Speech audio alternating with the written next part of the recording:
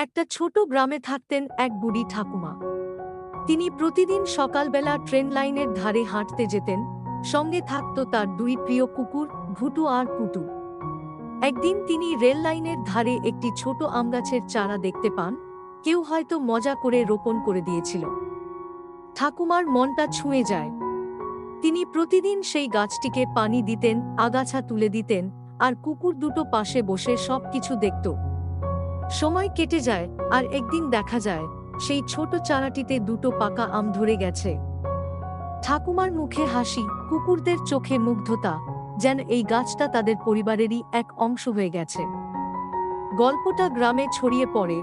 Rail লাইনের ধারে বুড়ি ঠাকুমার আম গাছ এখন সেই গাছটা শুধু একটা গাছ নয়, ভালোবাসা, ধৈর্য আর বন্ধুত্বের এক নিদর্শন। সেই গাছটা বড় হয়, আর সেই আমগুলি বিক্রি করে ঠাকুমার জীবনের সব কষ্ট দূর হয়ে যায়।